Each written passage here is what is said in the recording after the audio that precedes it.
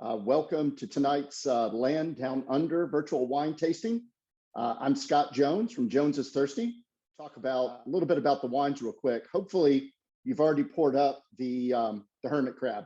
So if you haven't opened that, go ahead and unscrew that cap. We'll talk a little bit about that in a minute. But the Australians are famous for screw top closures.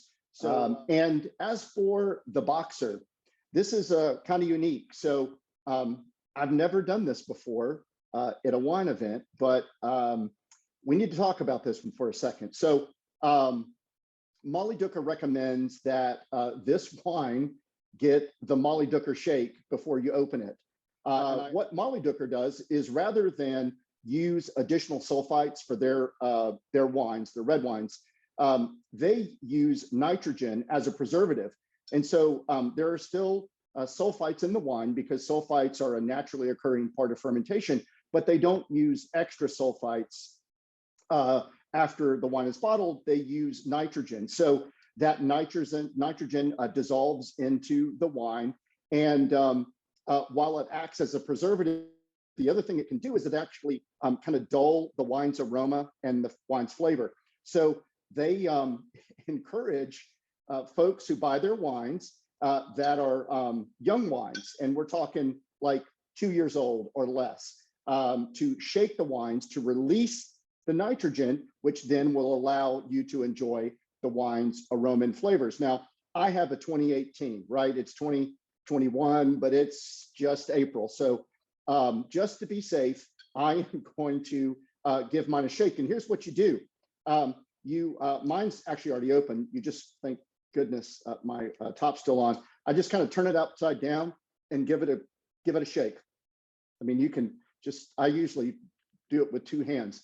Okay, now if you pop the top, open the top, you can actually see the nitrogen foam and you can hear it. Like I can hear that crackling.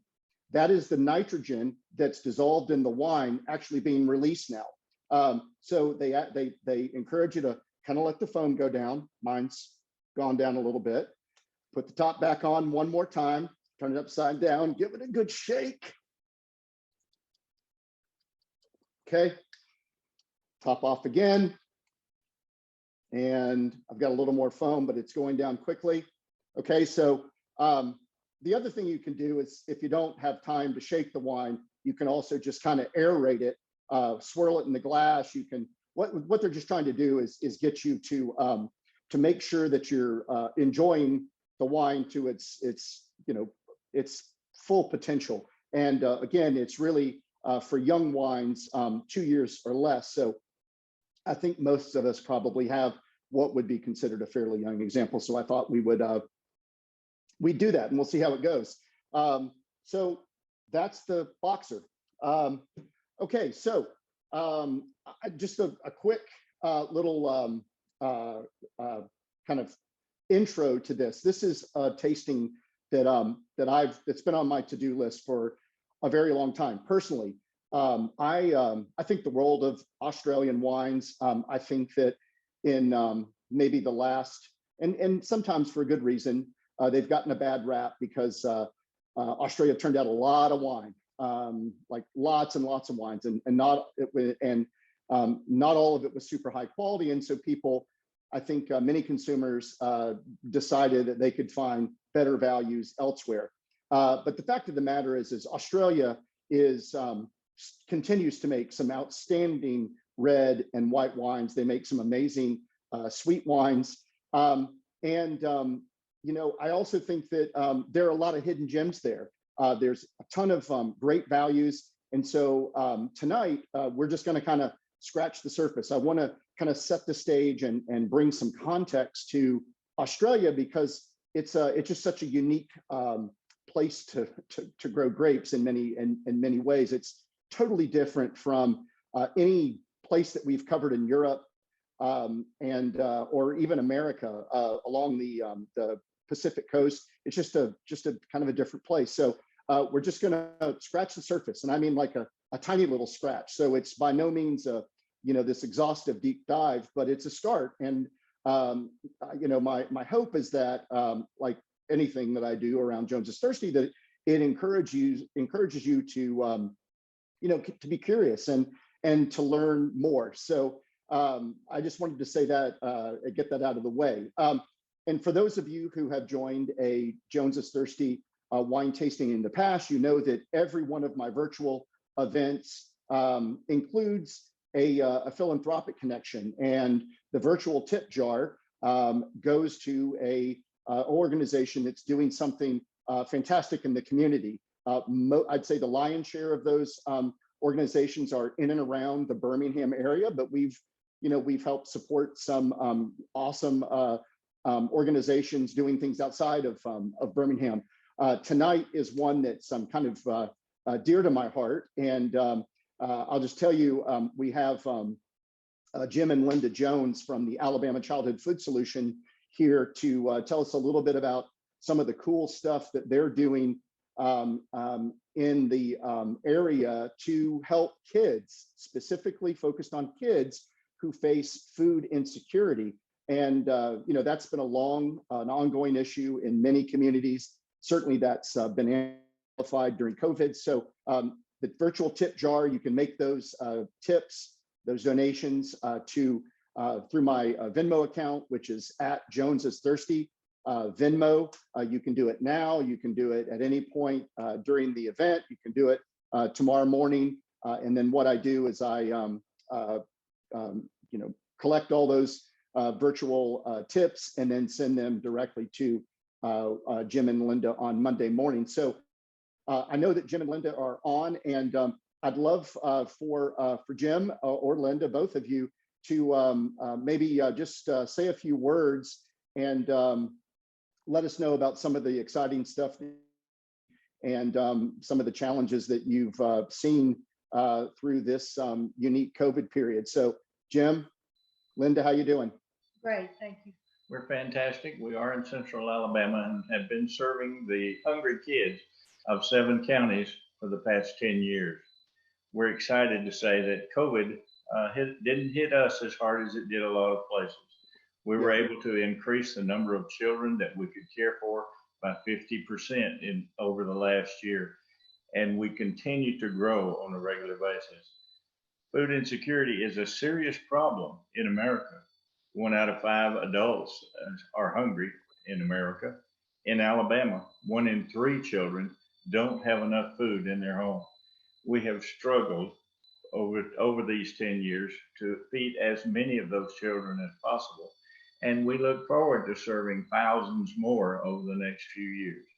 We have gotten a lot of help from some of the bigger corporations around America and from hundreds and hundreds of individuals who want to walk with God and help us to serve Him. Right now we're serving 1,950 kids, and that's growing during the school year. That's every week. That's every week, huh? Yeah. And our grocery bill per month is just under $35,000.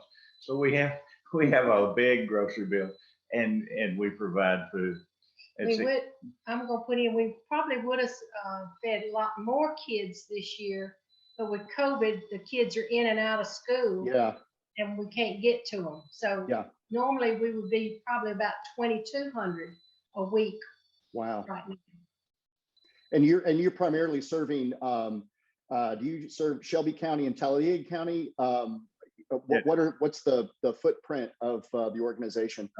We serve Shelby County, Talladega, Coosa, Calhoun, Clay, Randolph, and some in Tallapoosa County. Wow. And we're trying not to limit ourselves. As God provides, we're going to feed the kids. And this is an especially good night for us. We've been to Australia. We've been in some of the wineries down there, especially Glenwood Farm. And we think some good wine comes from down under. Yeah, we enjoy it. Well, that's great. Well, listen, Jim and Linda, I appreciate y'all tonight. And I just tell you, I told you this when we first met, but thank you for all the great work that you're doing. There's just something special about when you alongside kids. And I know that I hate that need is there, but I'm thankful that there are folks like you that have kind of taken up that burden and meet these families where they are. So thank you very much. And I hope you enjoy enjoy tonight's tasting. So thank you for being here. Thank you for having us. Yep. So again, that'll be Jones Thirsty via Venmo. I'll mention it again just to nudge you at the end. So we have a lot to cover, but like I always try and do, I want to bring some context to the discussion. So let me just quickly, let's look at a map of Australia. I know some of you have been to Australia. Some of you would love to go to Australia. I could say that my wife and I were lucky to go to Australia, but unfortunately we were young and we didn't know the first thing about wine. So we've been to Australia, but we primarily stayed in Sydney and Brisbane and never got over to the wine country. So, you know, I think we all know Australia is in the Southern Hemisphere. It's about the size of the continental US. But here's the thing that I think that a lot of people find surprising. Australia's been making wine since the early 1800s. So they actually have a really pretty robust tradition of wine viticulture that's extended through generations. But I think in the modern context of Australia, what they're really known for is the research and development around viticulture and winemaking, the technology, the modernization of viticulture and winemaking. They were really the first ones to develop and widely use screw caps and other synthetic cork closures. If you were, I remember clearly when I first got into wine, when my wife Deanna and I first started drinking wine, we drank a lot of wine from Rosemount, and we loved those blends that they would do. And I mean, it was our kind of gateway into wine. But those wines had, the first time I had seen like plastic or synthetic closures, and sometimes they'd be purple or all kinds of wacky colors that had things printed on them. And the first time I'd really seen a wine that was, you know, over $2 or $3 that had a screw cap, and that kind of kicked off this whole debate about you know, tradition and at the expense of technology and modernization. And so you know, the Australians are really at the forefront of that, and it's reflected in a lot of the wineries. If you ever have a chance to visit, you kind of get that vibe there. It's very much part of the kind of Australian DNA. You definitely feel that in the winemakers there. You know, as you can see here, this is a kind of a map of the kind of the hot spots and the cool spots in Australia. So the kind of that middle third of the island country is arid and pretty warm.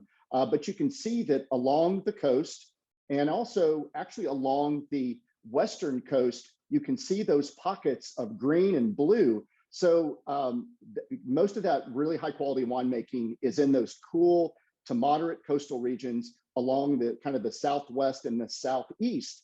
But you know, what we'll talk about in a second is there's actually this mountain range called the Great Divide that runs from the top of Australia all the way down to the bottom along the coast. And that's why you see those blue areas, even at, you know, as far north as Queensland, because you have elevation, which, you know, is obviously is great for viticulture, but it provides lots of other things in terms, you know, elevation provides an enormous amount of a river system that's not only critical to winemaking, but also critical to, you know, overall agriculture in Australia. So for our purposes tonight, we'll focus on kind of those important wine growing states or wine producing states. We have South Australia, New South Wales, Victoria, and then a little bit over in Western Australia around Perth.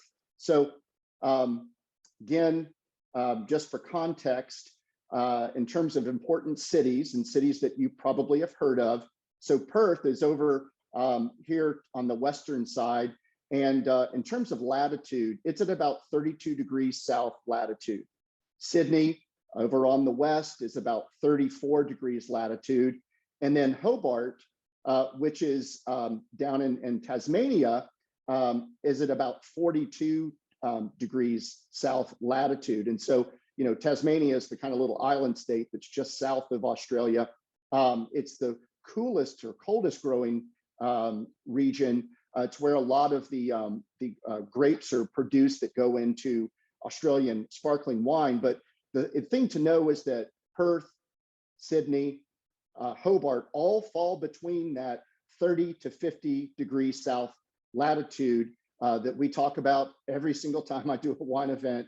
And that's that temperate zone where the best, you know, you have the best chance of growing high quality wine grapes. So in the Northern Hemisphere, that's 30 to 50. In the South, it's 30 to 50, but just going south. So, you know, Tasmania, again, known for their sparkling wine. And even if you see a sparkling wine that's produced on the mainland, chances are a lot of those grapes are coming from Tasmania. Over to the west, you have the Indian Ocean, and over to the east, you have the Southern Pacific. So you have these two bodies of water that kind of converge. And as you'll see in a second, the Indian Ocean actually provides one of the key elements that make wine growing possible in Australia. I mentioned over here on the east side of the country, there's the mountain range, the Great Dividing Range, and that hugs that entire eastern coast. And so, like I said, it creates elevation. I mean, it's not like Chile or Argentina, but there's some serious elevation there. I mean, I think some of those ranges can be, you know, above 3,600 feet. So, I mean, it's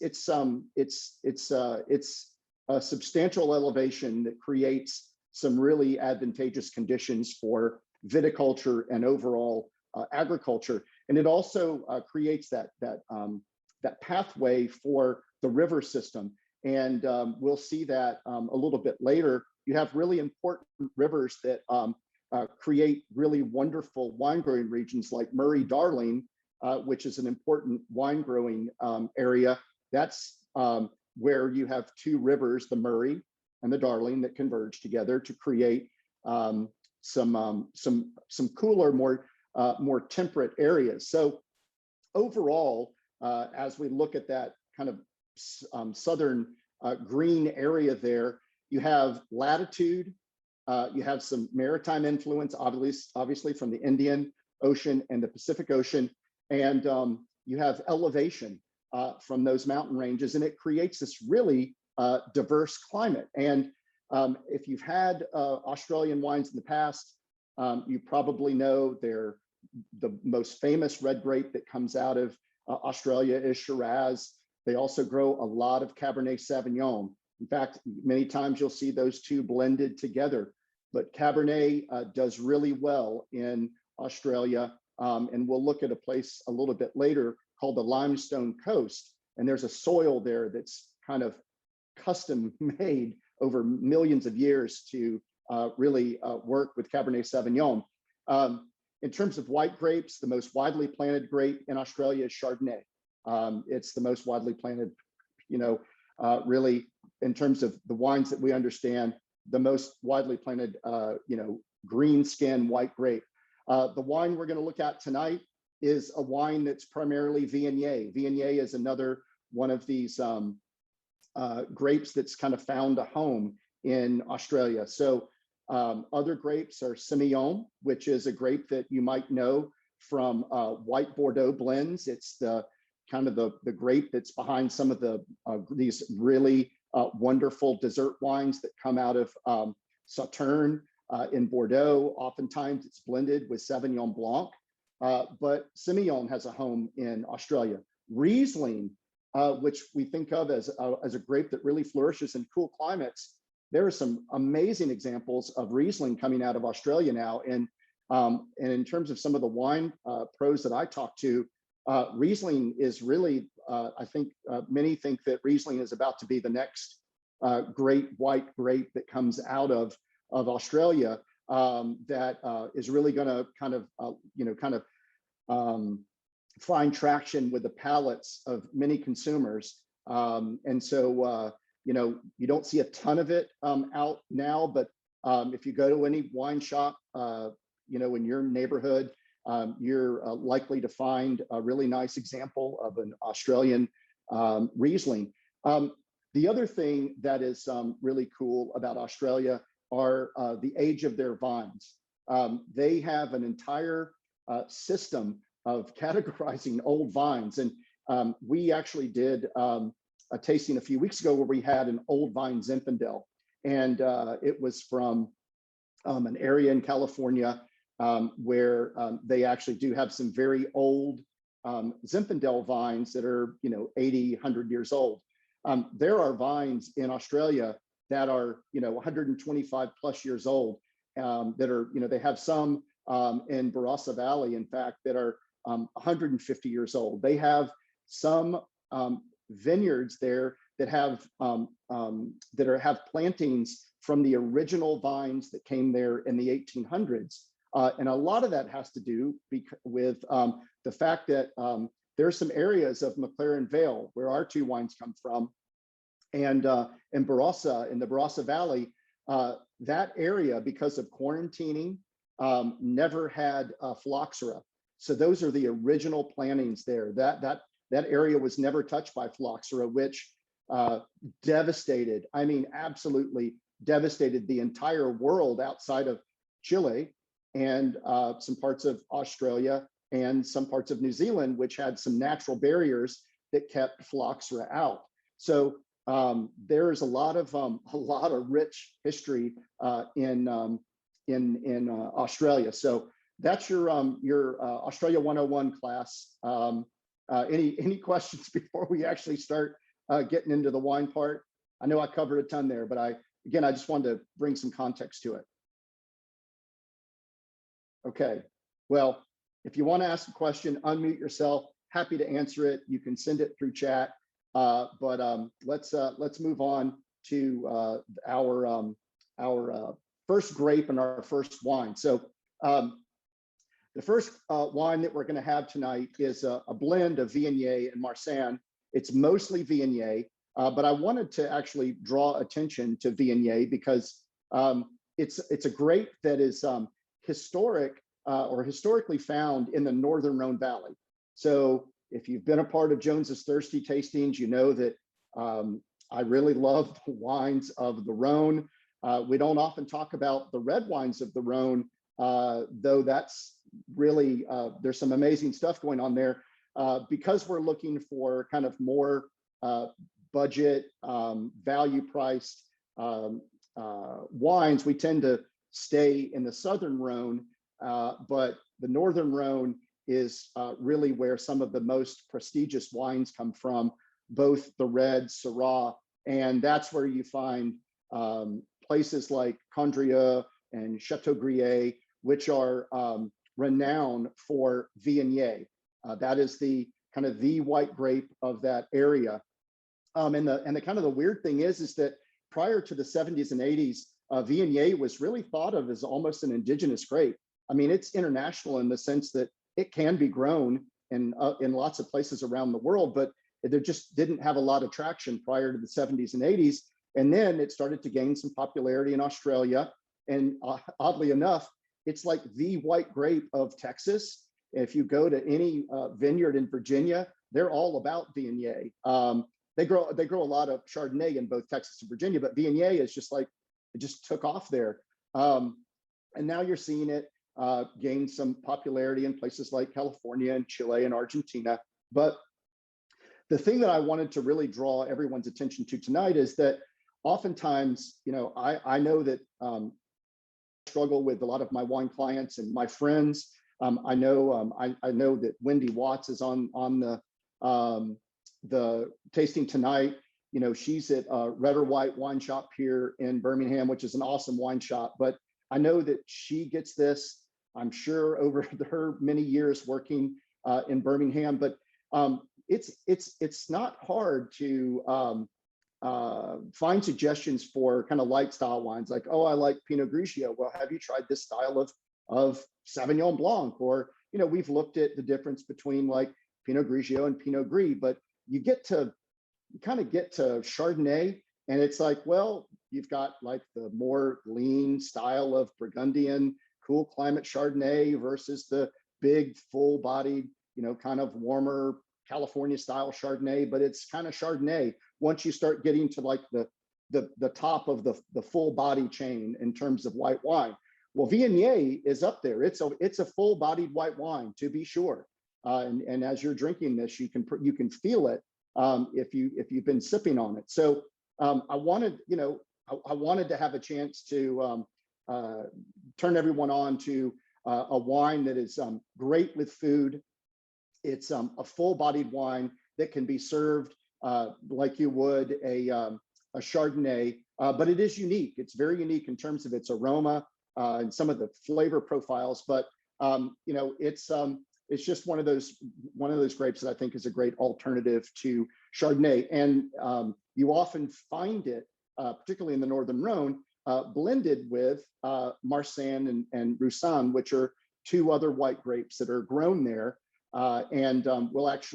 There's a little story behind how the hermit crab got its name, and it's a kind of a hat tip to Marsanne. And so, in Australia, sometimes you'll find it in a blend with Chardonnay or Semillon, and sometimes you just find it as a straight varietal wine.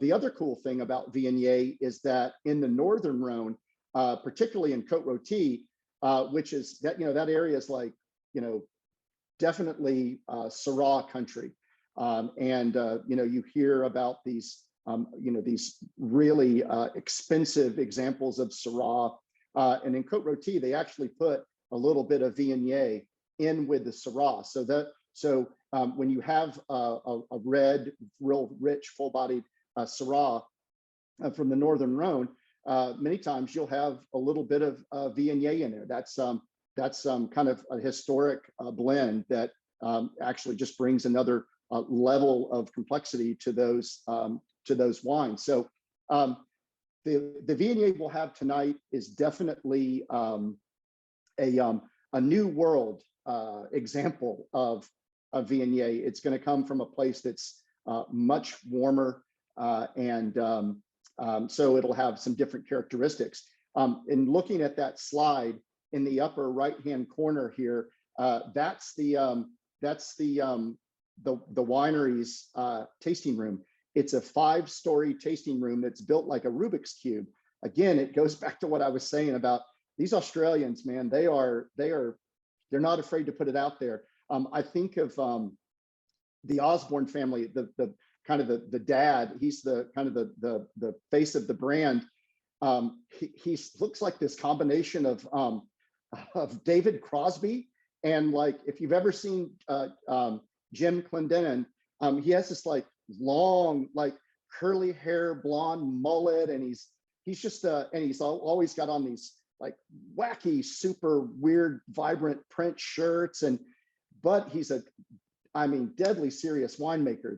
Their family, and I'll tell you a little bit about that in a second, but their family is all about the wine, but they do it with this total aesthetic that kind of transcends just the wine glass, and it pours over into everything they do. So I just love that picture. Here you are in the out in the middle of nowhere in Australia, and here's this Rubik's Cube that's their tasting room. So anyway, that's it's a little bit about the Viognier that we'll have. So let's I know y'all are hopefully drinking this, but we'll go ahead and talk a little bit about kind of look at it in the glass. So as you can see, you've got a little bit of color. You've got that kind of gold yellow in the glass. We get the feeling there's probably, and we'll taste through this, but some oak influence here, and not the entire bottle or the entire vintage gets oak, but certainly there's some of the Viognier gets oak. Some of it is actually fermented in oak barrels to just add, again, another layer of complexity. If you look at the look at the bottle here, you see the hermit crab. So the hermit crab is all of their wines have these really kind of whimsical names as well.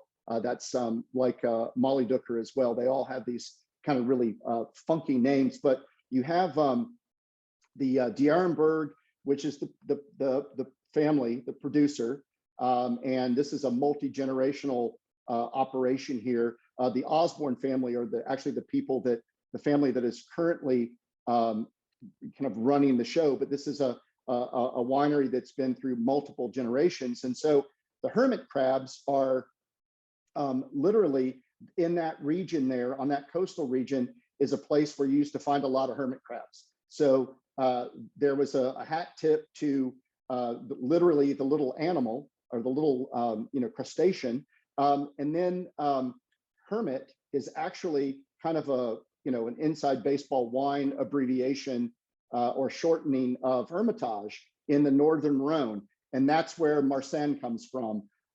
There's Marsanne is widely planted in that region of the Northern Rhone, and so he loves to kind of play around with wording. So that's where hermit crab comes from. So and you see like all the New World wines we look at, you see Viognier and Marsanne on the label, so you know the grapes that are on there.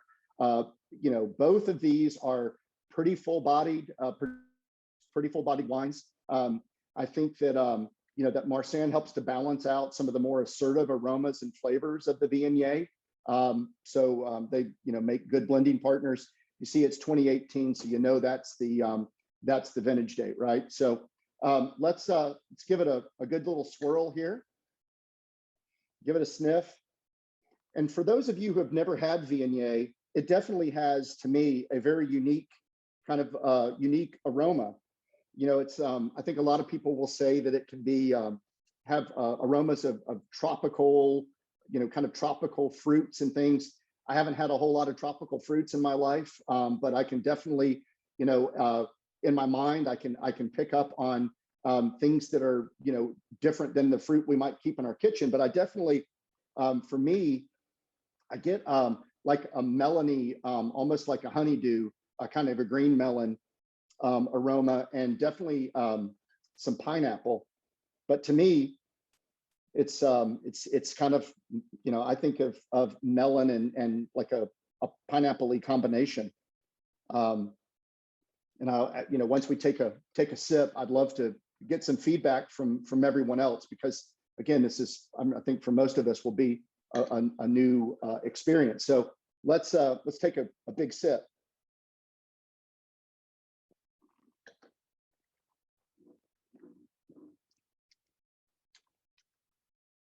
Yeah, to me, it's I definitely get that body.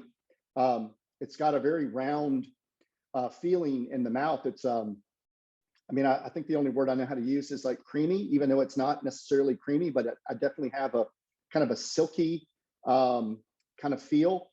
I definitely get, to me, I get some more of that pineapple and like a peachy kind of thing going on there.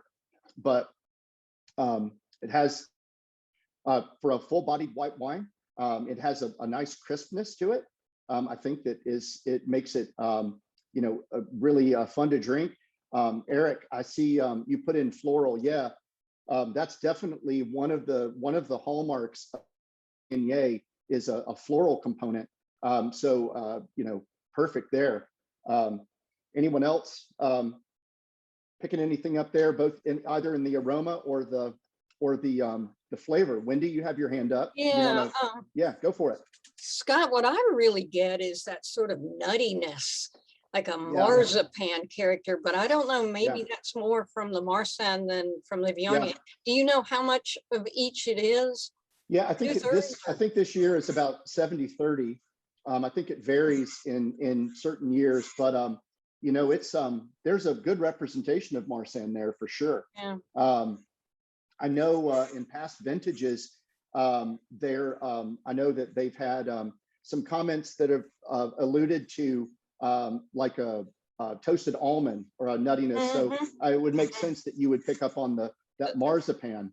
But you've been tasting wine a whole lot longer than I have. You're the expert, I think, on the call tonight. I started when I was 3, so Yeah, just of watch course. that calendar there. Yeah. No, but I mainly get that, and like you were saying, the viscosity of it. I mean, you Yeah. use the word creaminess, but just Yeah. a roundness that, you know, once you swallow, it's still there. So it's very viscous. Yeah. And yet you're right, the warmer it gets, the acidity is less. So it's nice to Yeah. keep it a little more chilled. That's right. And what's interesting about that, Wendy, is I know that and when I first poured a glass tonight, and it was cold, or it had a nice chill on it. Right. I got that kind of hallmark oiliness from Viognier. And now that it's warmed up, I don't get that as much, but it was definitely present. I don't mind it, but I know that when I've talked to people about Viognier in the past, and I say that's a good thing, people are kind of like, oily? Really? Yeah. Like oily, fishy, oily? Like that sounds disgusting. But it's just a way to describe that feeling. It's weird. It's a softness, but that's the only way I know how to say it. But as the wine's warmed up and those floral fruity aromas have come through, it's that part of it is less, but I still definitely get that that roundness on the mouth. And I know there are some, and Wendy, you might know this as well. I know there are many of the very reputable winemakers in Australia that actually have a little dissolved CO2 in the white wines to give it a little, not enough to make it spritzy, but they leave a little bit of that in just to create a more mouthfeel without having to do something in the barrel or through aging that would give it that. So I don't know if that's the case in this wine, but it definitely has. I mean, I would just love to be pulling out a roasted chicken right now. I mean, to me, that's like, it's like one of those great roasted chicken. Like, I'm going to go get the rotisserie chicken from Costco, this bottle, and just sit out on the back porch and go to town. But it was good that you were talking about, I guess it was on the preview email, to take the bottle out. So even if you take it out 15 to 30 minutes ahead of time, it's still going to be cold. So you're going to get the crispness. And like you say, maybe more of the attributes of Viognier. And then as it warms, to have something else. So it's really nice to see how a wine changes with the temperature. So great idea. And that's really going to become, now that it's starting to warm up and we'll be entertaining outside around the grill and, just doing those kind of things. It's always a great exercise to see, once you're out and you're just kind of out on the patio or wherever, and the glass warms up and the wine just changes. And not just this wine, but most white wines, as they kind of warm up, the acidity is reduced a little bit, and those more fruit forward characteristics come out, and so you can have a wine that has tastes totally different 20 minutes later, if you still have a same glass of wine in 20 minutes, but it really does. As it warms up, it changes. And Jay said he's getting a little bit of like pepper, like white pepper. So yeah, okay, I gotcha. Yeah. Anyone else have any comments about like the aroma that you got, or I love that comment from Eric that picked up some of those floral components, and Wendy, certainly that marzipan flavor. Anyone else who's new to Viognier want to say yes, no, maybe, I hate it, I love it, anything? Okay. I'd hate to move on. Well, one of the other kind of important things to know about this wine is that we talked about it kind of having its historic home in the northern Rhone, and even though we think of the Rhone many times as being in the southern part of France, it's still pretty cool there from a wine growing region. And the climate where in the McLaren Vale is much warmer. They almost have like unlimited sunshine there. Basically, it's amazing. So these grapes get a lot more ability to ripen. The phenolics, fully developed, a lot of sugar. And so, like a lot of Australian wines, this wine can have a little bit higher alcohol. I think this is about 13% or so, maybe 13.5. But I don't really get that. I mean, I think that is one of the kind of hallmarks of a really well-made wine like this. Is I don't get that.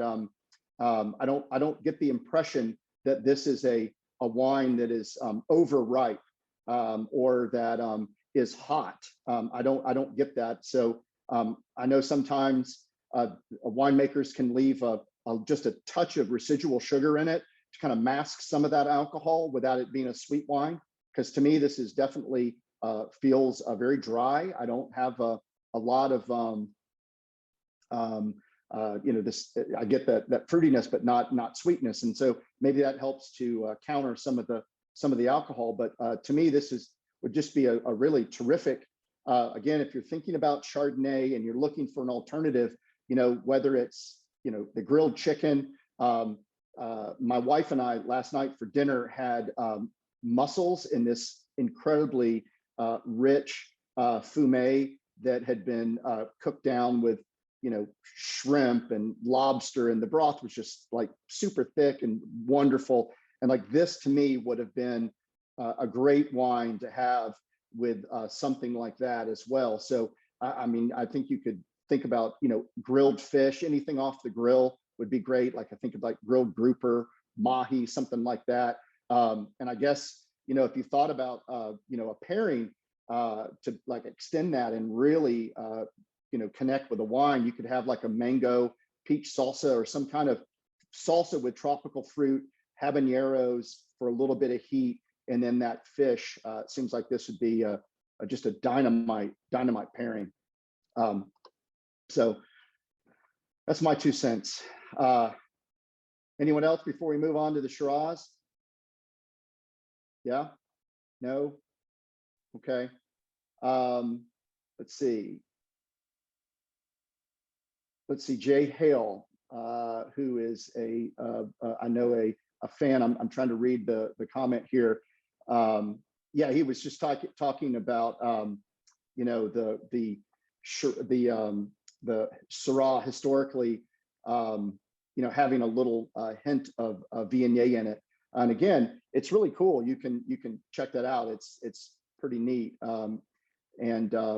Jay, are you going to add something there, or you just want to take over the screen?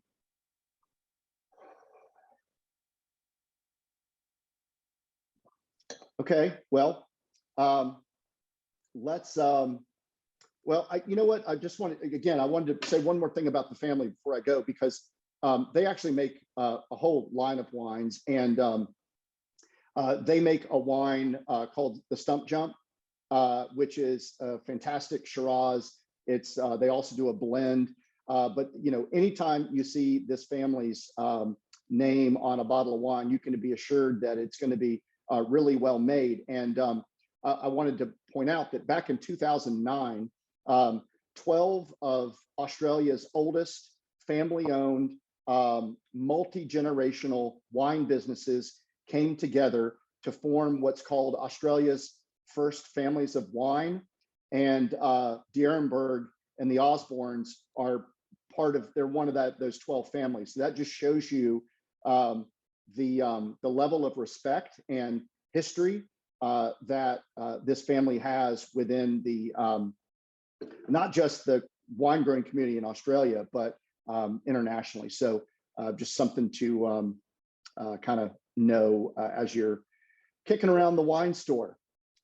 So we will go next to the map that shows a little bit about McLaren Vale. So this is one of the, before we get down to the Shiraz, I just wanted to show another kind of map of where we're going next. So this is a kind of a more detailed area of some of those wine growing regions that I talked about initially. So you see Western Australia, South Australia, New South Wales. So here's Sydney here, and then you have Victoria, and then you have Tasmania down here. So we're really concentrated on this little area right here. And this is the kind of the breakout of these wine regions. And if you've had any Australian wines, some of these names might actually sound kind of familiar. So you've probably heard of the Barossa Valley, Eden Valley. You know, you've got McLaren Vale, which is where we're gonna, you know, both of these wines come from. So again, just for context, we're always talking about latitude here. So McLaren Vale is at about 35 degrees south latitude, okay? So if we translate that to a northern latitude, Santa Barbara is at 34 degrees latitude north, Napa is at 38. So if you think about it, McLaren Vale is a little bit further north than Santa Barbara would be. So probably, you know, not quite San Luis Obispo, but it's further up the California coast, but not quite as north as the Napa Valley. But what McLaren Vale has going for it is that you can see like this whole area here has this incredible influence of the ocean. And as I pointed out, you have the Indian Ocean over here on the west, you have the Pacific Ocean on the east, but there's something called the Roaring Forties. And the Roaring Forties are these winds that run along the Indian Ocean and they go from west to east. So they are whipping over from Western Australia through over to you know, the Pacific Ocean. And they run along basically at 40 degrees latitude south. And so these winds bring a cooling effect to these coastal areas. They bring rain, but they bring mostly cool weather, and they can actually be pretty fierce. And you know, actually, if you have done a lot of reading about explorers of the South Pole and that polar cap down there, the further south you go, like down into the 50s and 60s, those winds can get really crazy.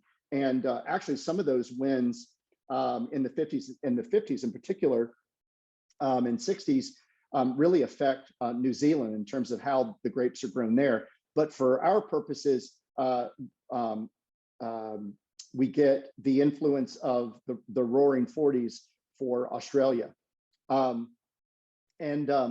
so I was mentioning earlier that there's this this area right here, which is called the Limestone Coast. And there's this area where both of these wines come from, have this influence of limestone. Limestone is a wonderful soil for growing high quality red and white grapes. And this area is known for this particular kind of soil called Terra Rosa. I don't know why my screen keeps clicking back, but Terra Rosa is this soil where this red clay is over the limestone, and it's found primarily in the state of South Australia and around Coonawarra. And that's unique to this region. And it is ideal for growing purple skin grapes, particularly Cabernet Sauvignon and Shiraz. So two of the you know, or we'll be looking at Shiraz tonight, but certainly one of the primary blending grapes with Shiraz, which is Cabernet. And then, as I mentioned earlier, there's that Great Divide, that range that runs down the eastern coast. Well, as it gets to the bottom of Australia, it kind of takes a hard turn to the west, and that mountain range actually extends over into South Australia. And so you have places like Eden Valley, which you see on the map here, and Clare Valley, and that's where these regions are really known for Riesling. And you, again, your mind's not, it's kind of weird to think about what would historically be thought of as a region that's a little too warm, but it's become a real hotbed for growing Riesling. And then over here in New South Wales, you see this little yellow area here. That's the Hunter Valley. That's known for growing really wonderful Semillon. And then, as I mentioned earlier, you've got Murray-Darling, this region here, and you've got this convergence of these really two important river, kind of deltas and regions, which just create these really terrific conditions for making high quality grapes. So it's just a little bit more about this area where we're going to be looking at for this Shiraz. So Shiraz, talked a little bit about this in the beginning. Below that image there below is Sarah Marquise, who is the winemaker at Molly Dooker. She and her son are she's very hands-on in terms of what she does. Her son now has oversight of most of the winemaking, but she is totally hands-on in the vineyard, in the cellar. She designs all these labels, and we'll talk a little bit about that in a second. But first, I just wanted to draw this connection between Syrah and Shiraz. So, I started out by saying that Syrah is the kind of the red grape of the Northern Rhone. Well, genetically speaking, and if you were on my Instagram Live this week, I talked a little bit about this. Syrah and Shiraz are genetically, they're genetically the same grape. Shiraz or Syrah, Hermitage, Côte Rôtie, or Cornas, those are the areas of the Northern Rhone that are, renowned for Shiraz or for Syrah.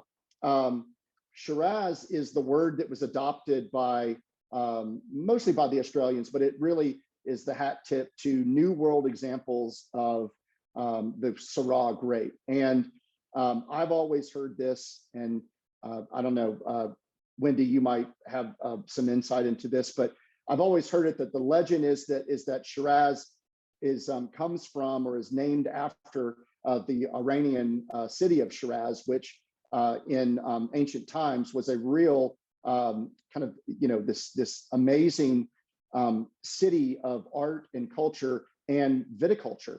And I'm not sure if that's, I don't think they actually trace the grape, the history of the grape there. I think the history of the grape is more in Central Europe, but I've always heard that's what it's named after. And so I think for our purposes, if you see the word Syrah, that usually tells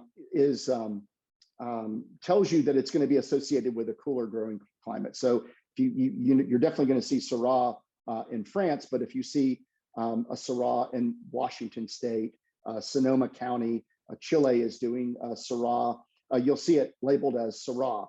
When you see Shiraz, that tends to come from a warmer growing climate. So, like where we're looking tonight, McLaren Vale, Barossa, that's, stylistically, it's going to be really more lush and bold, fruit forward.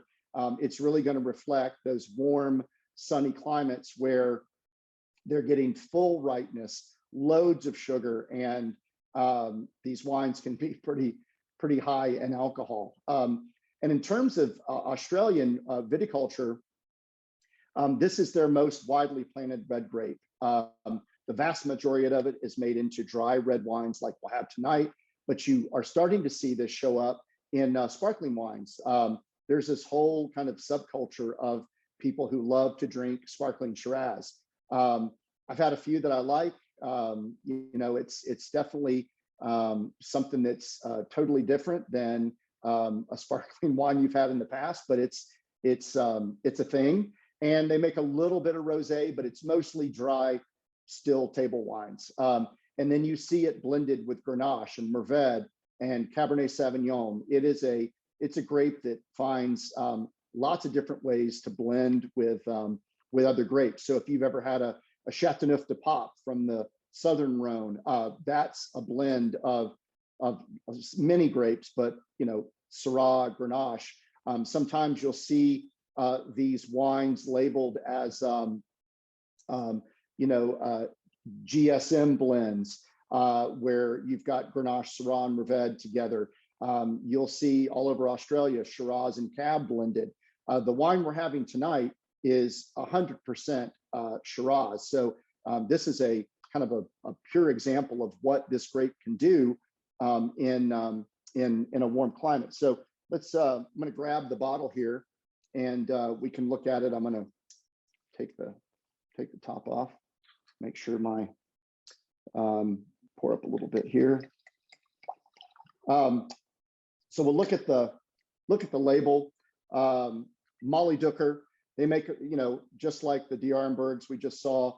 Molly Ducker make some really fun, whimsical wines, but they're really very serious. And this one is near and dear to my heart because Molly Ducker is Australian for someone who's left-handed, and I'm left-handed. So, and I don't know if you can notice on the label, but this boxer actually has 2 left boxing gloves on. So it's a whole series that they've done around the boxer. This is 100% Shiraz. Sometimes you'll see a Shiraz blend, but the boxer is, you can't miss the little boxer guy. And again, this was designed by Sarah Marquise, who does kind of all these labels. So, and the cool thing about Sarah, she's had this winery for a few years now. She grew up in the wine business. Her parents were partners in another very well-known Australian winery called Fox Creek in McLaren Vale. And so she kind of grew up in and around wine. She went off to study enology and then came back and started a few different types of wine labels, but then really settled in on Molly Ducker, and this is where she is today. And like I said, her son, I think his name is Luke, but a really cool young kid, again, embodies that kind of real energy of like you find in Australian winemakers, but a real fun young guy. And they just have this great wine company where they're making really terrific red and white wine. So I'm going to give this a swirl just to make sure that it's no more of that nitrogen's hanging around. Let's give it a smell. I definitely get some of that, the oak influence just on the nose, but it's, oh, hey, my wife is coming to get some of the wine as well. She loves full-bodied Shiraz. This is like right in her wheelhouse. Cheers. Good stuff.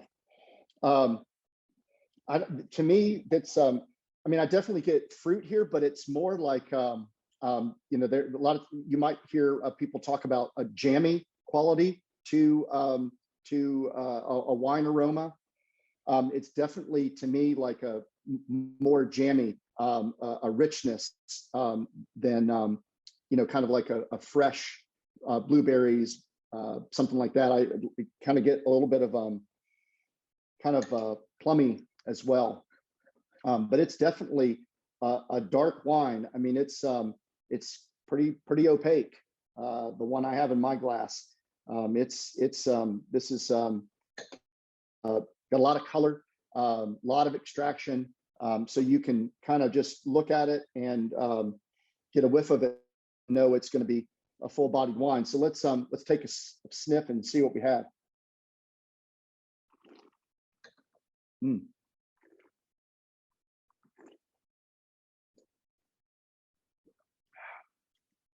Wow. It's funny to me, and I'd love to get some feedback from you guys.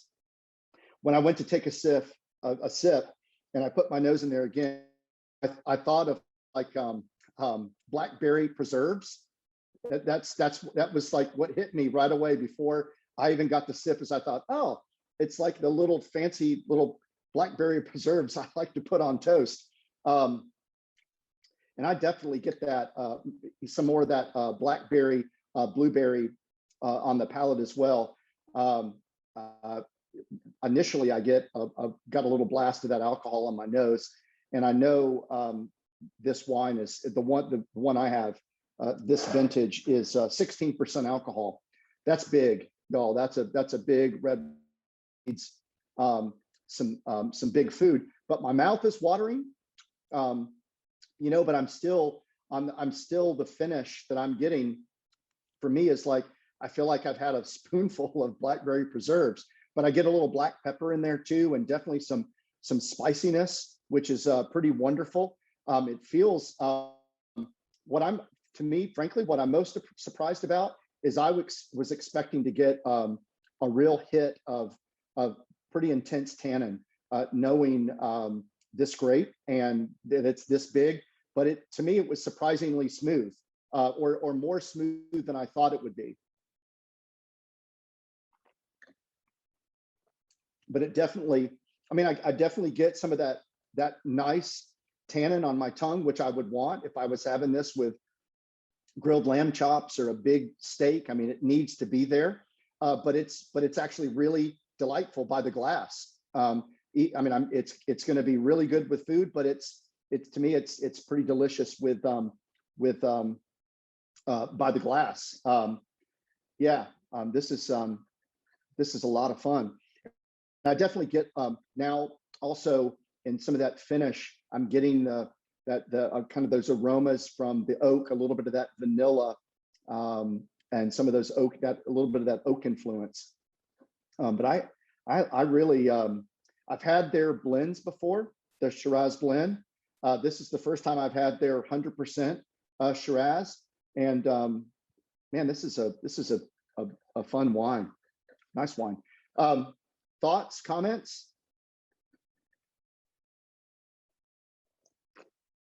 Wendy?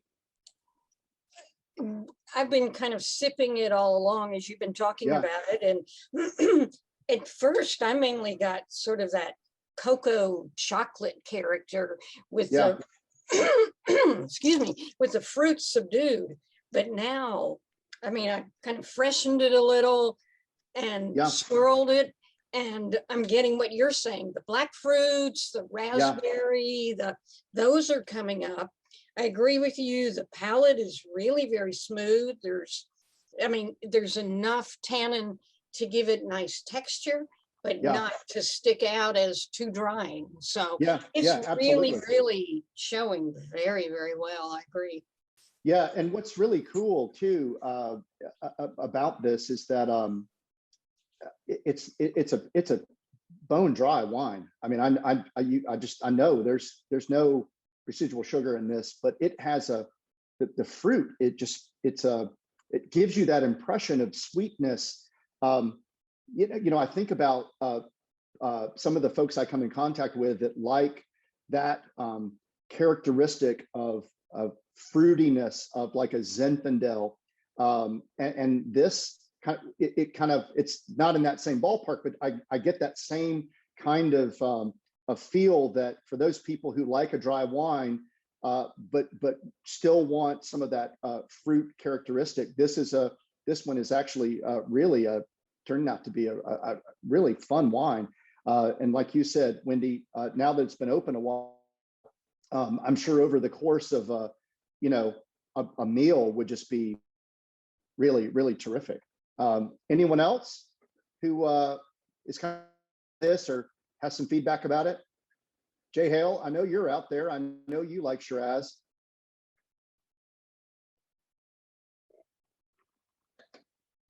I guess he's not going to speak up, but I think you have a couple comments in the thread. Yeah, go for it, Eric. You always have good stuff to add. Yeah, we were thinking it's very rich, full body. Yeah. I think Jay dropped a comment in there too. Let's see. Okay, Katie, I'm sorry if I missed it. I see, Eric, you put rich and full body, and that's for sure. Katie, what were you what were your initial impressions?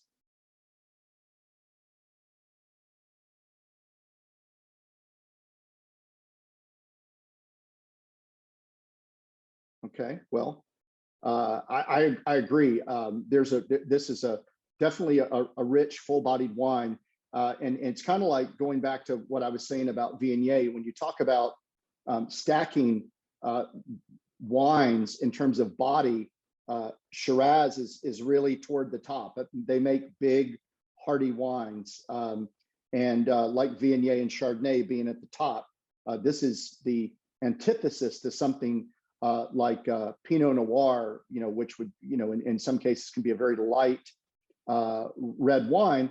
A lot of that has to do with the fact that the skins are very thin. They don't have a lot of color to give off, but this is definitely a big wine. I think about, I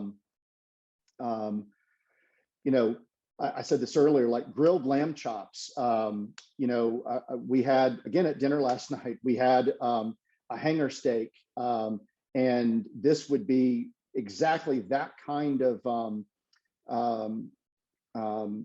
wine that you would want with a rich steak like a hanger steak, or something that has a lot of marbling like a ribeye. But off the grill, this would be great.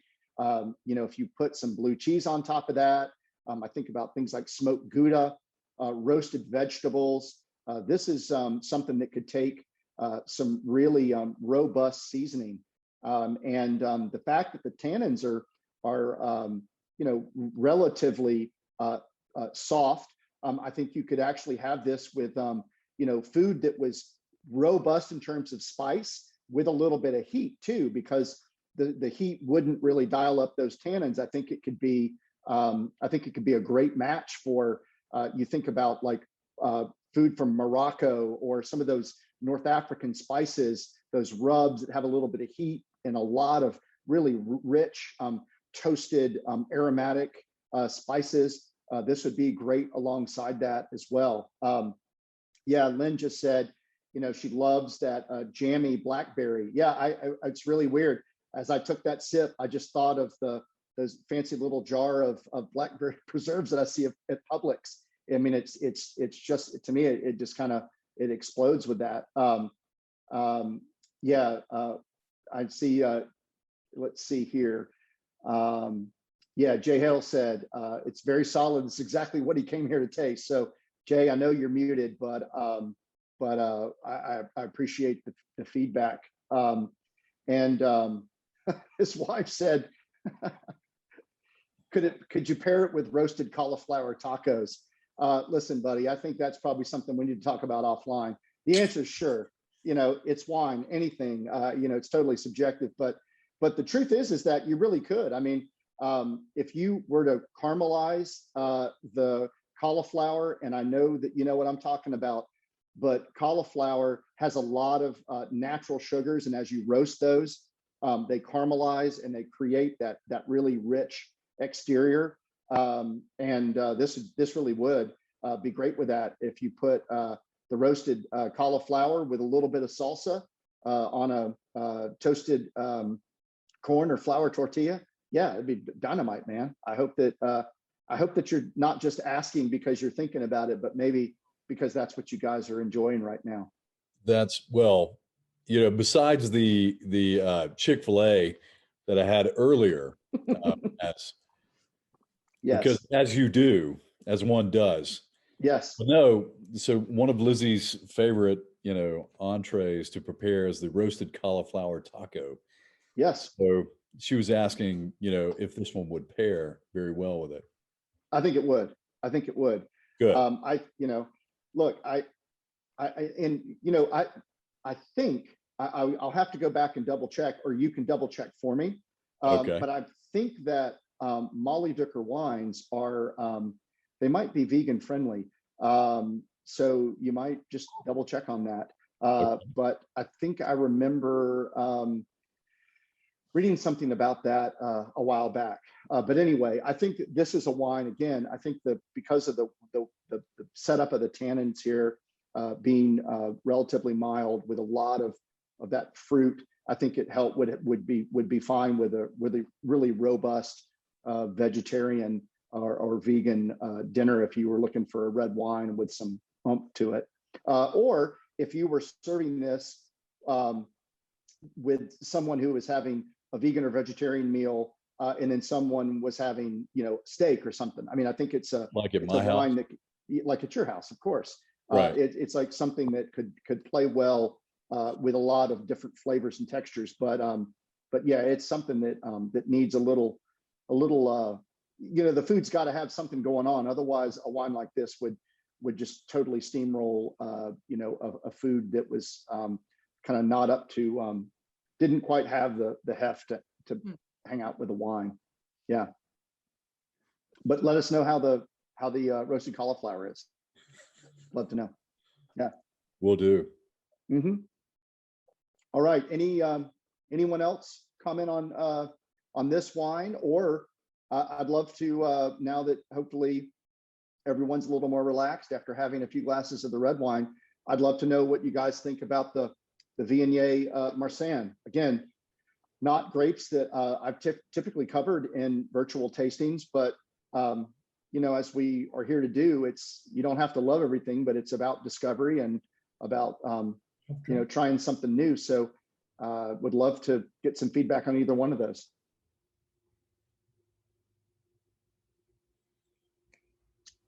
Hey Scott, Yes. we sort of came in a bit late, but we know the region pretty well. I know you do. Okay, so I didn't realize you were going to be ghosting me tonight. Have you guys been like checking every fact? No, Okay. we're Good very gracious. sorry. We had people come to the house and they wouldn't leave, so we couldn't join till the last 10 minutes.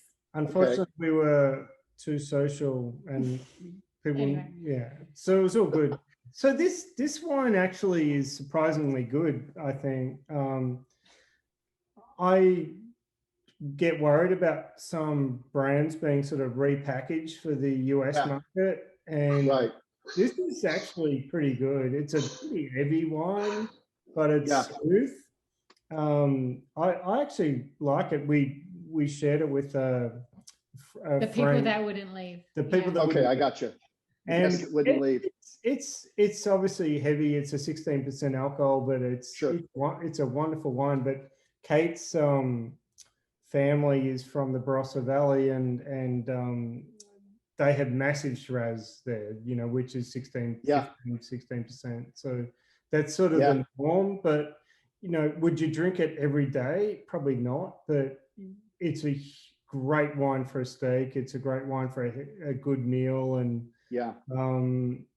I used to drink them religiously in my 30s or so, but I've got old, so I can't do it anymore. No, I agree. I think this is a wine that kind of calls out for a food pairing that's equal to the richness of the wine. I think that's what I tried to point out before you joined was Sarah is the woman who owns the winery. She and her son make the wine. They're all about, just like the Osbornes with D'Arenberg. They're very serious winemakers. It's not about a marketing ploy. They are making fantastic wines, but there's also a certain spirit in what they do that is like the overall aesthetic of how they want their wines to look, and the naming conventions that go into each one of the wines. There's just something really fun about it. And before, I wish you guys would have been on earlier, because I showed a picture of the D'Arenberg tasting room, which is that 5-story Rubik's Cube.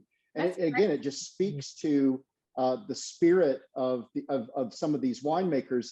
Yes, they're serious and they're pouring their heart and soul into the wines, but there's a certain kind of lightness to it, where it's also about the look and the feel and the that I think kind of encapsulates the spirit of those of those Australian winemakers. So, The, you know, the Diana, I agree with people, you. I love the whole wine concept. I remember going there and I thought it was amazing. And yeah, it goes back a way, and there's a real brand and a real history and a real integrity there. Yeah. So yeah, I totally get what your point. You get Yeah, but and also too, I started out by saying from the get-go that one of the reasons that I wanted to do this is because my wife and I really learned to drink wine that was from Australia. That was our step into the wine world, was drinking wines from Australia. And then you had that period where there was just too much wine coming out of Australia. Yeah. And a lot of it was really bad. And a lot of it was, kind of marketed in a really cheesy way. And you're exactly right. I think a lot of US consumers were hoodwinked by these value-priced Australian wines. But I feel like, and Wendy, you can, I'd love to get your feedback on this, but I feel like in the last decade, Australia's really tried to come back around and focus on production, because I think, the vast majority of their wine is made for export, but they're really trying to focus on production. They're really looking to, go to that next level of high quality, and, through these great vintages, apologize for a lot of the crappy marketing that happened, a decade or so ago, when you just had this wine lake of just stuff that was just being bottled up in 1.5 liter bottles and shipped out. So that's why I wanted to do this tonight, to encourage people to think of Australia when they're thinking about walking through their local wine shop, or when they're at a restaurant, because the wines are fantastic. But so that was, Wendy, I'd love to get your thoughts on that, because you've been selling this stuff for a long time now. Since I was 3. Yeah. Yeah, since you were 3. No, I agree with you. I mean, that period when Australia, I mean, the boom part of it that was exciting was there was a distributor called Australian Premium Wine Merchant, and there was another, I can't think of it at the moment, but Dan Phillips, I want to say. Yeah. And he used to give out the toothbrushes because, his big shtick was that the wines were so purple after you drink them that you need the toothbrush. Really obvious. I can't think of this. Anyway, they had such a moment where everybody was concentrating on them. And yet it's like the whole thing imploded. I don't know whether it exploded or imploded. And then it just sort of disappeared. And I really see the last couple of years, Australian wines coming back again. So they've been scarce for a while. Of course, the yellow kangaroo, as you were implying, took a hit, and then, it all died. But I agree, they're coming back again. And this has really been kind of exciting to try the Boxer. I haven't had a Molly Duger wine in maybe 3 years or so. Yeah. And this is really, really pretty. I was also going to make a suggestion that I always play with temperature of wines, and I drink a lot of Pinot Noir that needs to be a little bit more chilled than others.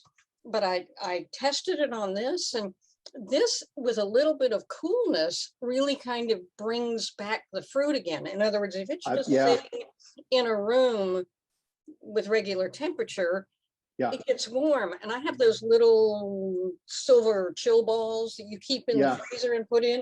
And I put one of those in, and I really suggest to keep those for a red that you want to once again, it acts like the white wine. When you put a little more chill on it, it shows a little bit more of its acidity and a little bit more of its flavor. So and probably a little bit less of the probably a little less of the heat from the alcohol too, with a little bit of that chill on it. Yeah, that's a great suggestion.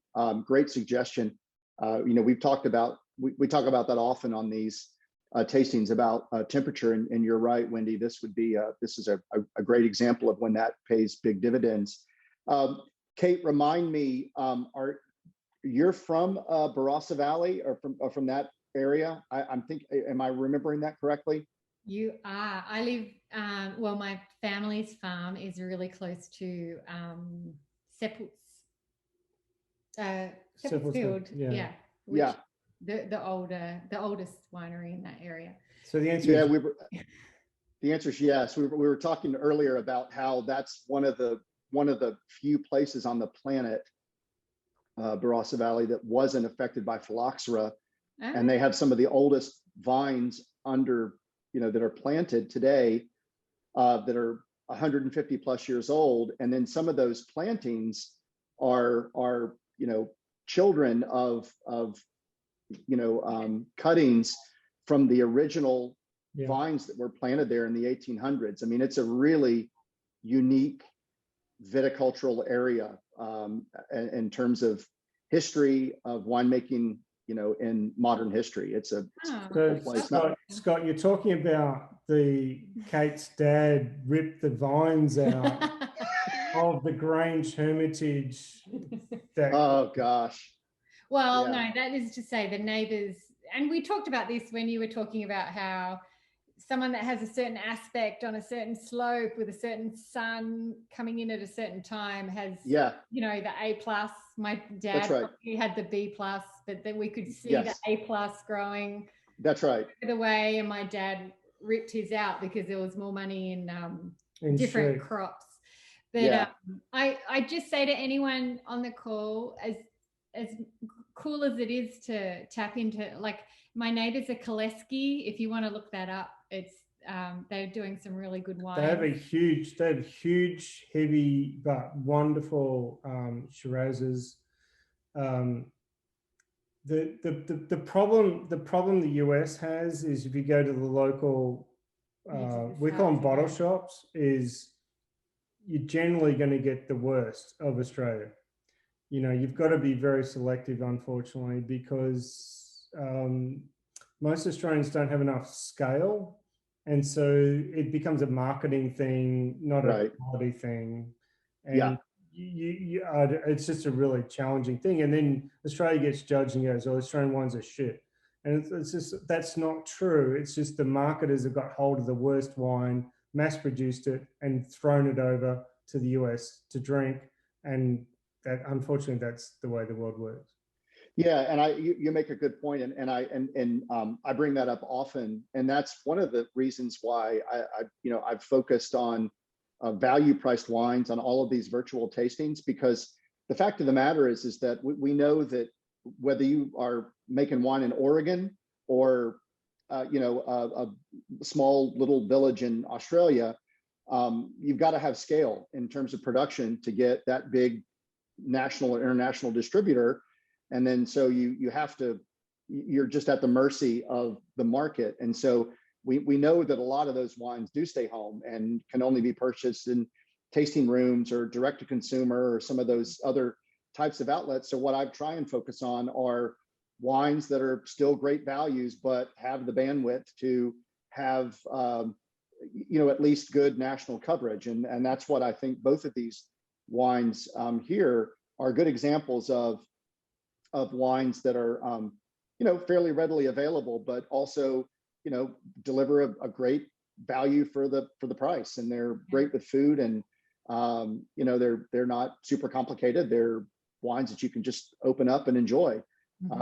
So that's I feel like that's part of my mission is to help people find those little gems in between the mass marketed Gallo wines that jam the wine aisles at your local supermarket. And that's why we have people like Wendy who can help navigate all of those different offerings. So I know it, like in their in Wendy's wine shop in particular, they have a small selection of Australian wines, but each one of them they're all really terrific. And I mean, I think you would say that for practically every wine region, whether you're looking at the Southern Rhone or Napa or Sonoma, you're going to be very selective about finding the ones that are great examples at any price point. And I mean, I just think that Molly Dooker is just making some really great stuff. Yeah. This is really good. Well done. Yeah.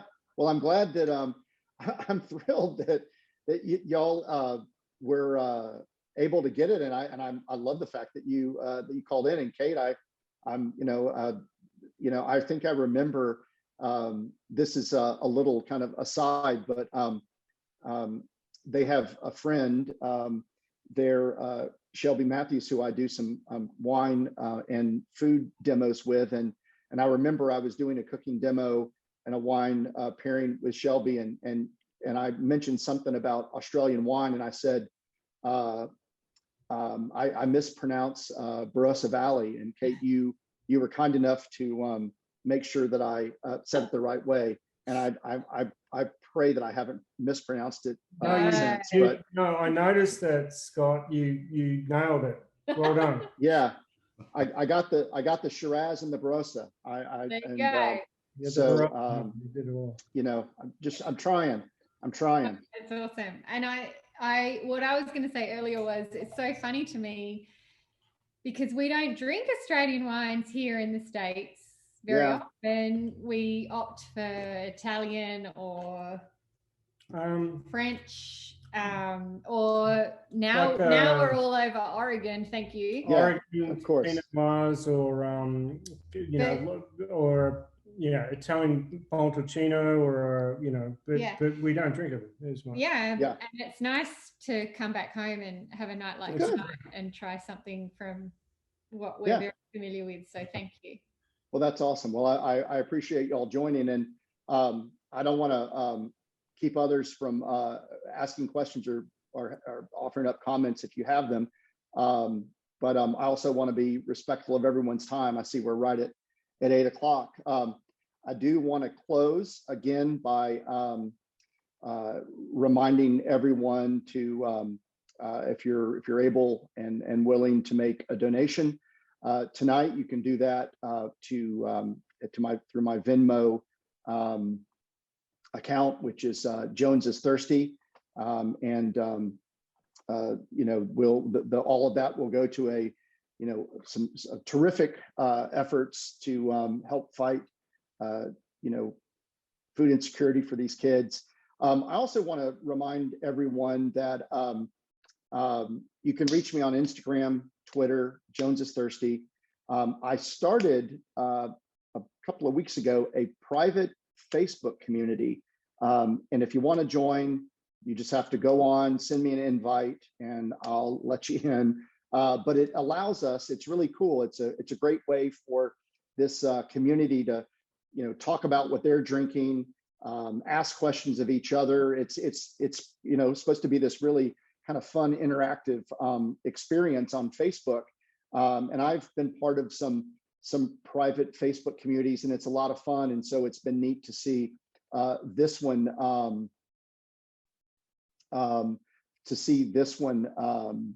kind of come to light. But it's just the Jones is Thirsty community. Also, you can also sign up for my newsletter, info@jonesisthirsty.com. And Eric, I see your comment here. What's the next country or region? Well, I kind of mentioned when we were talking about, looked at that map of the more detailed map of South Australia, and we talked about the roaring 40s, the winds that come through the Atlantic Ocean and head east and bring that cool air. What I really want to do is now talk about the 50s and 60s and go down to New Zealand and talk about the cool. I mean, I think we know about some of the great Sauvignon Blanc that's coming out of there, but there's a lot of stuff, a lot of great stuff going around Pinot Noir. And again, it's a country, a region that I think so few of us know in terms of geography and history. We've probably all had a Marlborough Sauvignon Blanc, but I'd love to take a look at that. It's rosé time again. It's all about that time in the spring where it's time to do the kind of a fun, kind of cover the waterfront on rosés, both old world and new world. So I've got one of those coming up, but definitely will be something that we'll look at we'll look at again. And again, I want to thank Jim and Linda for being part of tonight's event from the Alabama Childhood Food Solutions. Thank you for the great work that you're doing. So happy that we could, in some small way, come alongside you in your efforts tonight. So again, that's the Alabama Childhood Food Solutions. They're the folks who will be the recipients of tonight's virtual tip jar. So again, thanks for being a part of this tonight. I just love, being able to interact with everyone and exploring some of these new things. If you have any questions, feel free to email me. Most of you know how to get to me, and be happy to help you any way I can. And until next time, keep trying new wines, keep exploring these new regions, and then hopefully we'll meet up again in a couple of weeks. And I hope all of you have a wonderful evening and a great rest of the weekend. Okay, and cheers, everyone. Great to see you. Cheers. Have a great night. Scott, Yes. you've been asked to give a birthday shout out. You have to check your chat. Oh, I'm sorry. I don't have my glasses on. Oh my goodness, Steve, our group. That's right. Roy Crow, happy birthday. Can we all raise a toast for those who are on here? Happy birthday, Roy. Thank you for joining. And I'm so thrilled that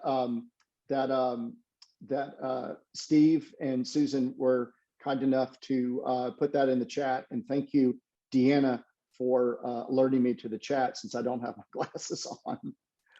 I can't see a thing. So, Jones, I was just going to jump in. I don't know if you want to end, we can follow up after this, but yeah, a couple of things. I mean, you spoke to actually the two questions that I had, which is, it's kind of amazing to me because we were drinking, I guess, Australian wines like 20 years ago. That's right. That's how Deanna and I started drinking wine. Yeah, I had no idea that they had fallen out of favor. So when I went to go pick up wine tonight, walk into the local bottle shop, and the guy's like, you can't give Australian wines away. And I said, what do you mean? And so he kind of took me back to his, area. And it was this small area sort of tucked back, like behind, like the brandy section, over there. Gosh. Yeah. And so he had the Molly Dooker, but he didn't have the white wine. Yeah. So on the way back, he makes this cryptic remark about, something about a yellowtail. And so I didn't really quite understand exactly what he was talking about, but we came back up front. And so the other guy takes the Molly Dooker. He's like, should I shake it, before I put it in? Get out of here. And so I asked the guy, I was like, what's he talking about? And he said, well, sometimes you have to shake these wines. So anyway, I just want to say thanks for bringing the Australian, sort of back. I didn't realize that it had gone anywhere, but of course that probably speaks more to me. Well, what's interesting, wine. Jay, since you've actually are speaking up about this, you were the one who years ago turned me on to the Stump Jump, which became a kind of a regular wine for me. Sure. And that continues to be, again, they do a lot of different, a lot of blends under that, but it just shows the kind of quality that some of these wineries are turning out. But it goes back to what Wendy was saying earlier. I mean, there was just such a glut of really cheap Australian wine. It busted it. And so I think, I mean, it happens in lots of industries, right? I mean, it happens everywhere, whether it's disco or wine, right? The wrong people, the wrong marketers get a hold of it, and suddenly they drive what would otherwise be something good. They drive it right into the ground. Yeah. And I really do feel like that that Australia is really trying to reclaim some of its swagger. And and I know that in my day job with e-meals, we have an opportunity to be working with Penfolds and with Treasury Wine Estates, and I know that there's a real push to do some serious rebranding around some of these wines, and even if it's a quote unquote cheap wine, that it's a wine that's at least it's not the definition of a cheap wine that it was 10 years ago, but they're working hard, and I know I mentioned this at the beginning, but it's like Riesling. It's like some of these varietals that they're really trying to carve out a niche for themselves of being a real a place where people are thinking of some of these varietals as serious examples of what grapes can do. So I'm really excited about it, because I think they're great values and real gems and these fun stories, and it's just a cool place too. It's a really great. I mean, there's just something about the Southern Hemisphere that seems so exotic and kind of neat, whether it's Australia or South Africa, Argentina and Chile, which I think we know probably are way more familiar with those areas, but I think there's a lot of cool stuff going on there. Yeah, I think Australian wine kind of caught on when mass market wine for people who didn't really drink wine caught on. And so folks who were kids around that time, like us, didn't want to drink the same stuff with a critter on the label that their parents were drinking, and value shopping between Walmart and Winn-Dixie, right? But the reality is, the more people who are reached by even that kind of low quality wine, it opens up the world of wine to them. So I think it's a good thing. But you're right. It really did kind of put a whammy on Australian wines for a while. Yeah, it was really again, not to go way back, but I remember when Deanna and I first started drinking wine, and it was because we started having dinner on the weekends with other couples that were drinking wine, and that wasn't part of. I mean, neither one of us grew up with wine at all. I mean, it just didn't exist. Not that our parents were teetotalers. Just wine was something we never drank, and so when we realized that not every wine experience had to be a $100 bottle of Napa Cab, that you could actually drink something that was not so serious, but it was just meant to be a really great beverage that you have with food. It opened up our minds, and certainly the perception of wine as a regular beverage, and not something that's the unique domain of a fancy meal or the super special occasion.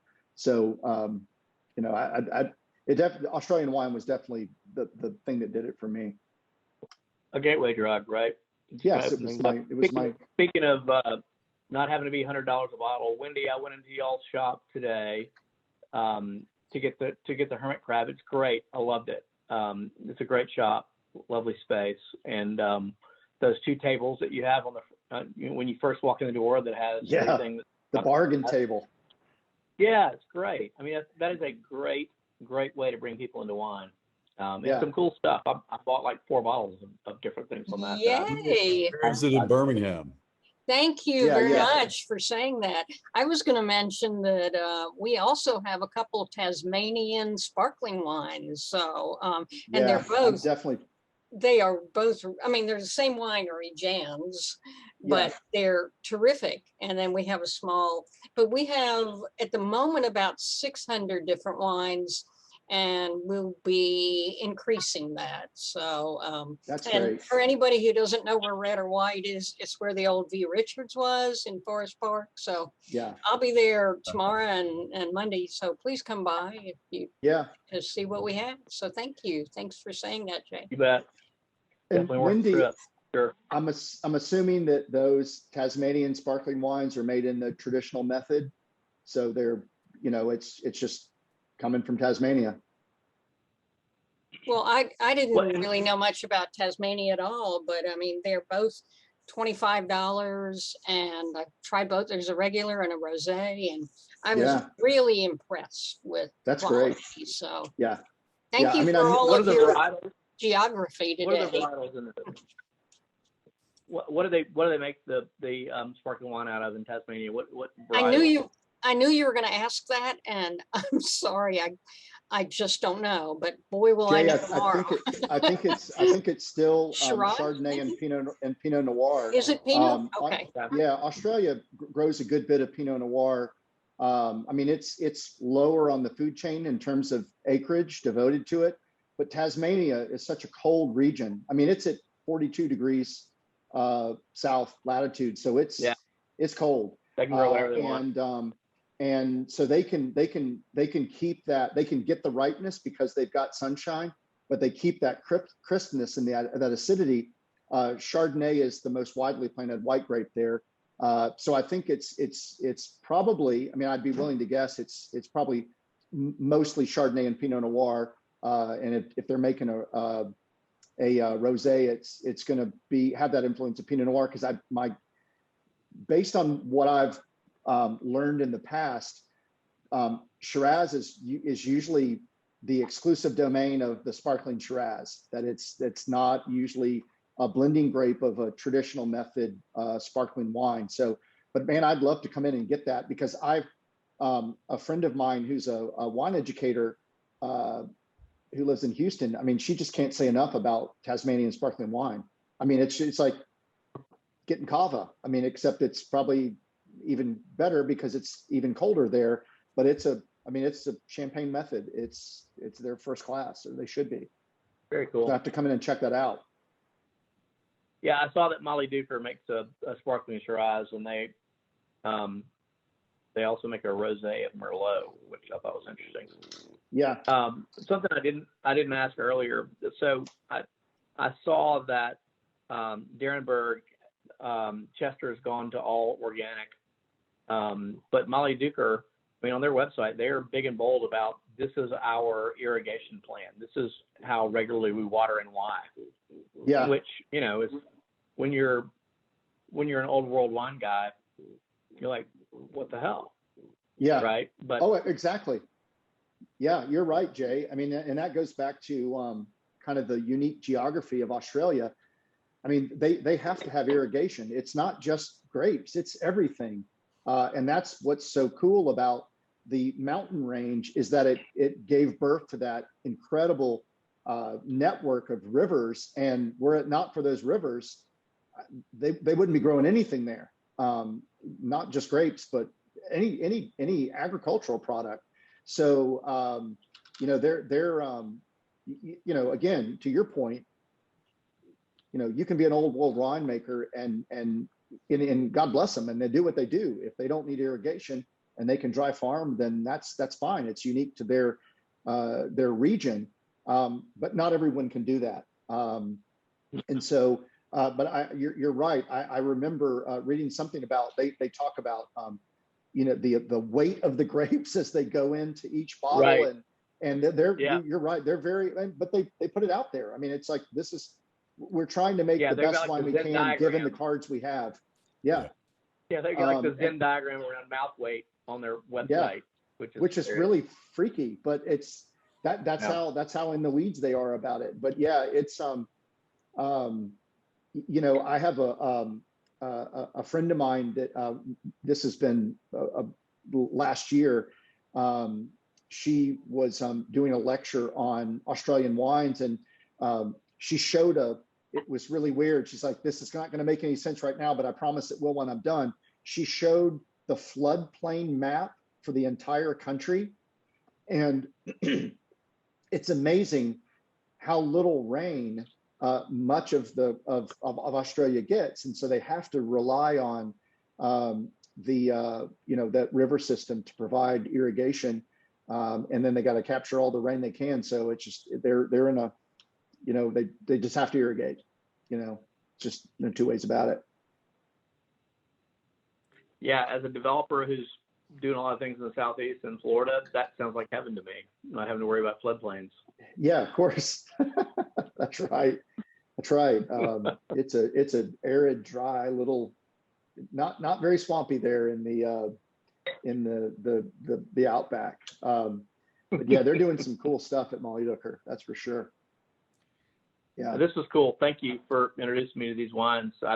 These are 2 wines that I never would have tried otherwise. So yeah, thanks a bunch. Yeah. My pleasure, man. Always good to see you. Wendy, thank you for ducking in, man. I love having your expertise and perspective. I mean, you know so much, and especially from the retail side. I mean, you just know, you just have such incredible interaction with real consumers, and you know what they like, and you know what they're looking for. And Jay Hale, always great to see you, man. You're the guy that got me ignited on De'Aaronberg and Stump Jump. So oh man, great to see you, man. Appreciate your thoughts and comments. It's great. Yeah.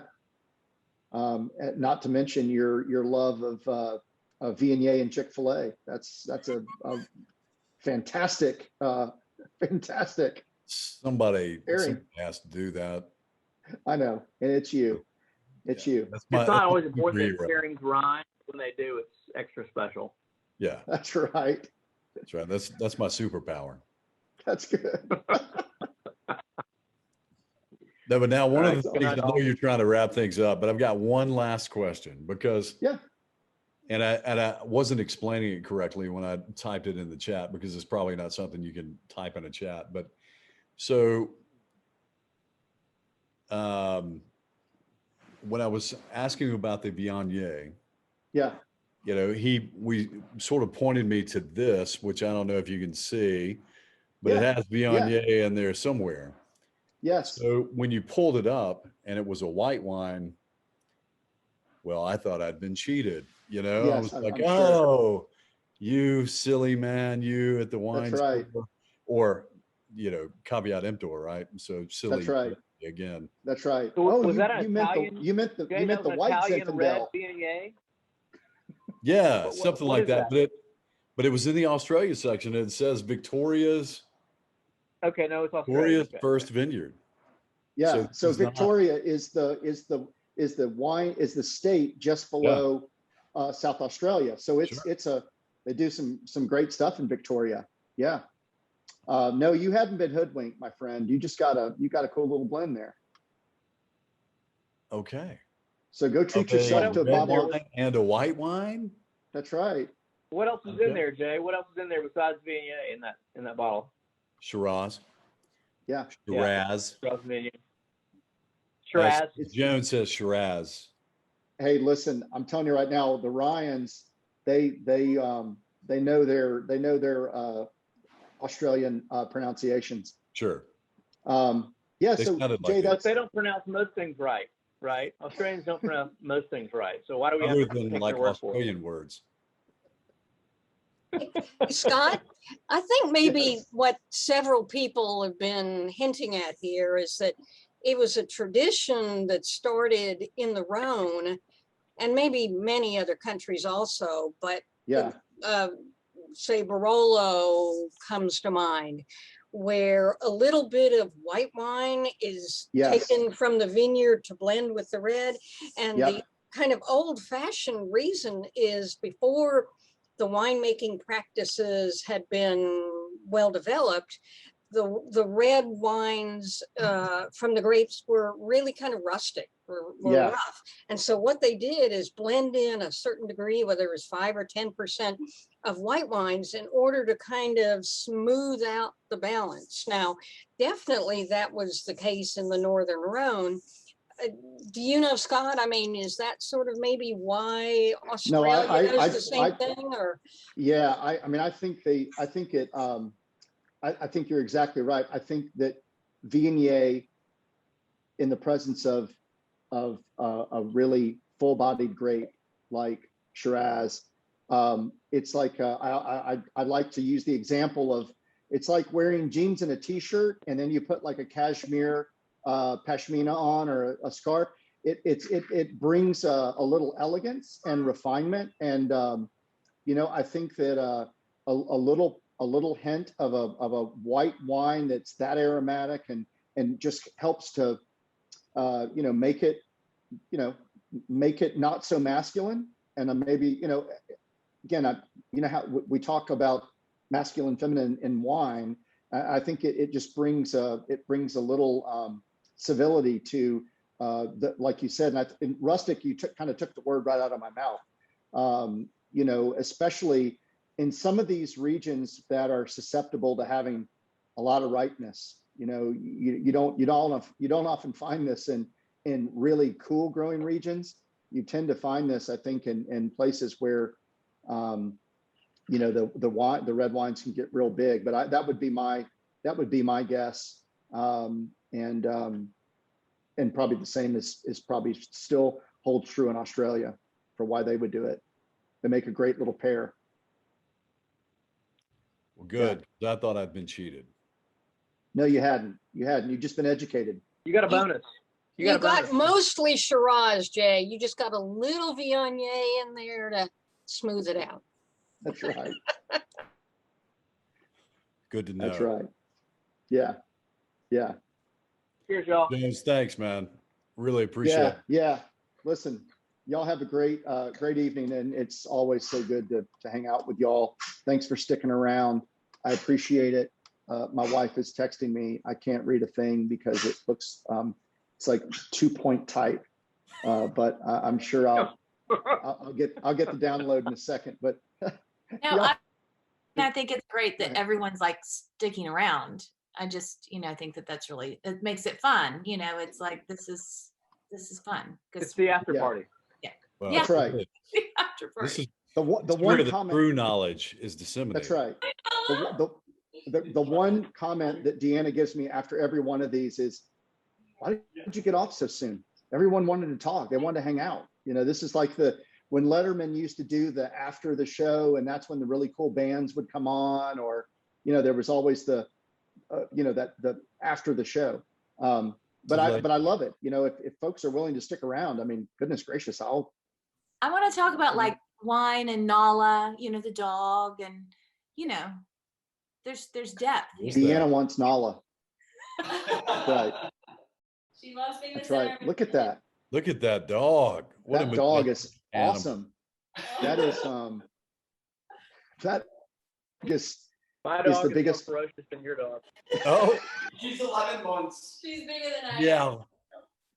Oh my goodness. That's right. She's a big fan though. So. I feel like Nala might eat your dog as a snack. Yeah. Oh, she's super. My dog is like a morning appetizer. Yeah. I suspect. Right. But Binks is French by naming, so and by genetically he's a French bulldog, so he's got good pedigree. And the beauty of me not having any audio until after the show's actually over, I finally dialed in to get audio, was that you didn't have to hear Binks snore the entire time. So yeah, that's okay. You're good. That's good. All right. Good night, all. Enjoyed it. Okay. See y'all.